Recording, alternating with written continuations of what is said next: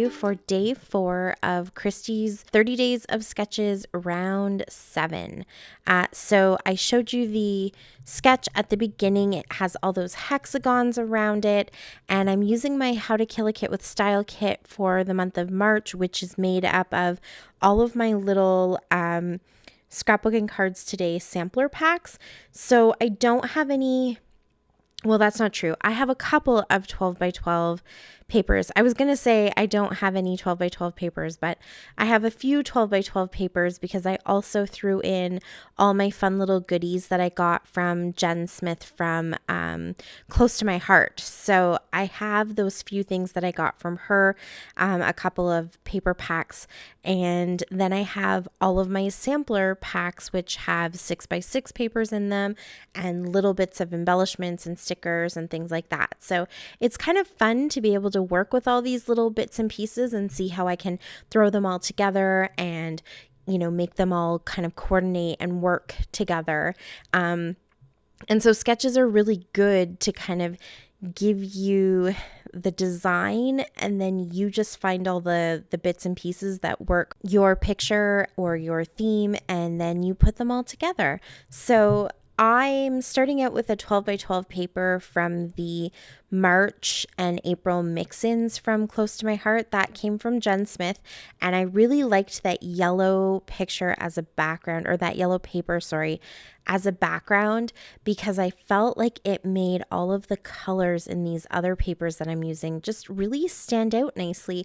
It warmed them up and brightened them up a little bit, and I think it kind of helped my picture to stand out. It's not the best quality, so it needed that brighter background to kind of help it really stand out. And then I grabbed all of my 6 by 6 papers from, I think this was my November kit. It's definitely the more Thanksgiving themed kit. And I pulled them all out. I think they're from Crate Paper. And I just went ahead and started punching them with my hexagon punch. Because they're all such busy patterns and lots of different colors, and my photo is super busy, I decided not to go all the way around my paper. I really wanted that yellow to kind of stand out and just really help to brighten my picture.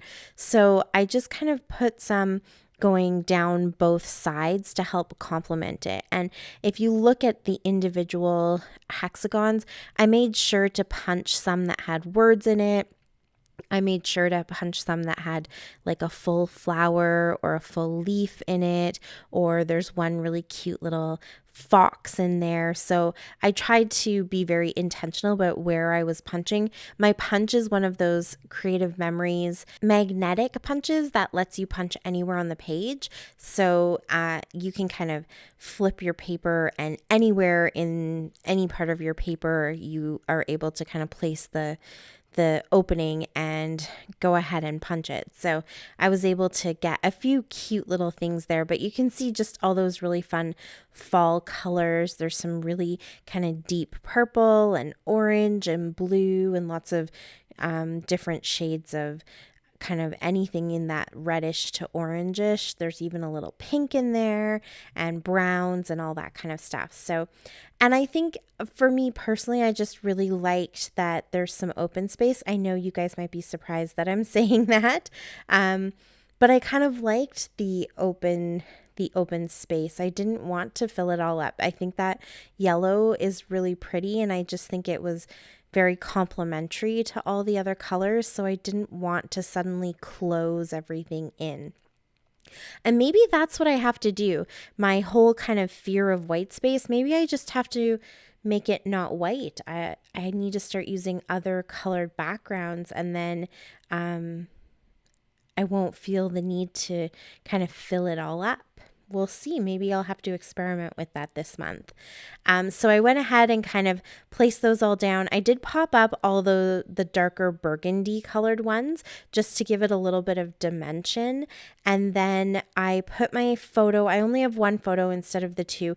This frame actually was kind of the reason that I thought to do a layout, a Thanksgiving layout, and go into this particular sampler pack to begin with, because this frame actually was a little bit longer. You kind of saw me cutting it and shrinking it a little bit, and it did have a separation down the middle. So it was actually meant for two 4x3 pictures, which is kind of, more like the sketch. So that's sort of the jumping off point for me with that sketch was I remembered I had this frame.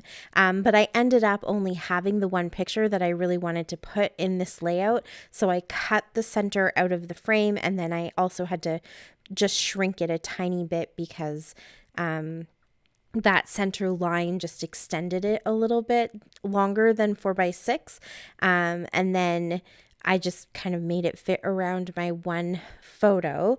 And then to kind of maintain that same feel of the strips of journaling, this is where at the top there I've kind of created my title out of some strips of paper, and I used some of the stickers, and I cut the family, friends, memories out of one of the pieces of paper. I think it was meant to be like a cut apart paper. I just cut those out to make it look like strips of words. So my title is Thankful for Family, Friends, and Memories.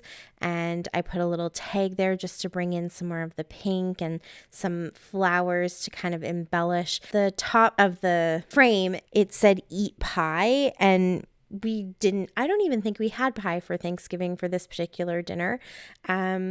So I covered that with a sticker and then just added some embellishment, and that's where I was able to put my journaling.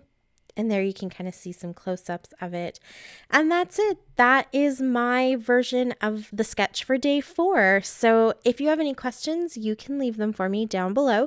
And please check out the list down below of everybody who's playing along. There's just so much amazing talent joining in round 7. And Christina is even over at Redefined Creative every day doing a Facebook Live. So don't miss out on any of it. Thank you so much for watching. I really appreciate it. And until next time, happy scrapping. Bye.